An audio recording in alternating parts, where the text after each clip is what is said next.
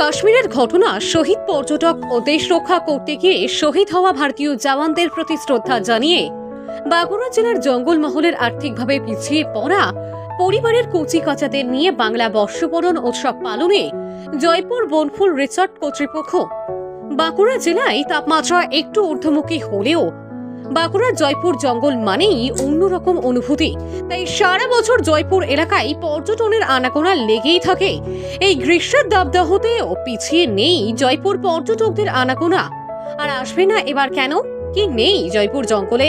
হাতি, চিতল, হরিণ, বনু শুয়ার, বিভিন্ন পাখির কলরব। বিশেষ করে এখন শালমৌহার ফুলের গন্ধে মৌমাছির মোমো শব্দ মেতে উঠেছে এলাকা।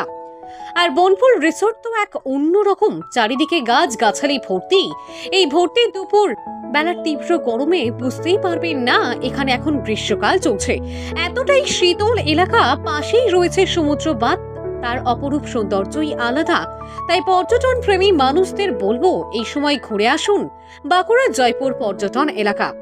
জয়পুর ব্লক পঞ্চায়েত সমিতির বনফুল রিসর্ট কর্তৃপক্ষ কিছু না কিছু অনুষ্ঠান করে থাকে বর্ষবরণে। এই বছরের বর্ষবরণের অনুষ্ঠান একটু অন্যরকম। সারাদিন ব্যাপী ওই রিসর্ট কর্তৃপক্ষের তরফে বর্ষবরণ উপলক্ষে নানান অনুষ্ঠানের আয়োজন করা হয়েছিল আজ। সেই সঙ্গে ছিল পেট পুজোর বিপুল আয়োজন। ওই রিসর্ট কর্তৃপক্ষের তরফে বলা হয়েছে, জঙ্গলমহলের আর্থিকভাবে পিছিয়ে পড়া পরিবারের ক্ষুদে সদস্যরা চাইলেও সেভাবে আনন্দ উৎসবে যোগ দিতে পারে না। তাদের মনোরঞ্জনের লক্ষ্যেই মূলত এই অনুষ্ঠানের আয়োজন বলে তারা জানান। রিসোর্টের পক্ষ থেকে বর্ষবরণের জন্য একটা অনুষ্ঠান ছিল, সাংস্কৃতিক অনুষ্ঠান। সেই অনুষ্ঠানটাই আমরা আজকে মঞ্চস্থ করলাম। নববর্ষ তো সবার, কিন্তু সমাজের যে বিভিন্ন ধরনের বৈষম্যতা রয়েছে, ধনী দরিদ্র, তো সবাই সেটা পালন করতে পারে না বা অনুষ্ঠান করতে পারে না। তো আমরা আমাদের রিসোর্টের পক্ষ থেকে আজকে যেমন আমাদের সমস্ত অতিথিদেরকে ডেকেছিলাম, তার সঙ্গে সঙ্গে জঙ্গলমহলে যারা কচিকাঁচা দুস্থ পরিবারের যারা রয়েছে তাদেরকেও আমরা এই অনুষ্ঠানে আমন্ত্রণ জানিয়েছিলাম। তারাও যাতে এই অনুষ্ঠানটি উপভোগ করতে পারে, তাদেরকে ডেকে এনে আমরা খাওয়া দাওয়া করিয়ে আজকে তাদেরকে নতুন করে বর্ষবরণের অনুষ্ঠানে সামিল করলাম। এই অভিনব বর্ষবরণ কিভাবে পালন করেন? অ্যাকচুয়ালি জঙ্গলমহলের মানুষের মনটাই অনেক উদার, ঠিক আছে। তো সেই জায়গায় তারা সবসময় চেষ্টা করে বিভিন্ন উদারতার যে একটা বিস্তীর্ণতা সেটা বেড়ে চলে আর কি। তো সেই জায়গা থেকে আমরা নতুনত্ব কিছু করার চেষ্টা করি। সেই জায়গা থেকে আমরা এবারে একটা নতুন কিছু করার চেষ্টা করি। এই জঙ্গলমহলের কচিকাঁচা থেকে নিয়ে এই বর্ষবরণ পালন কি বলবেন?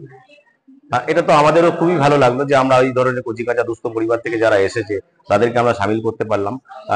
যারা অতিথি যারা রয়েছে তারা তো বিভিন্ন জায়গায়, এবছর নয় অন্য বছর প্রত্যেক জায়গায় কোথাও না কোথাও তারা পালন করে, কিন্তু এরা সেই সুযোগটা পায় না। আজকে আমরা এই সুযোগটা তাদেরকে দিতে পেরেছি বলে আমরা সত্যি নিজেদেরকে গর্বিত মনে করছি। নাসিম মল্লিক। বনফুল রিসর্টের পক্ষ থেকে একটি বর্ষবরণের অনুষ্ঠান এখানে ছিল, সাংস্কৃতিক মনোজ্ঞ অনুষ্ঠান, সেটা এখানে খুব সুন্দরভাবে পালিত হলো।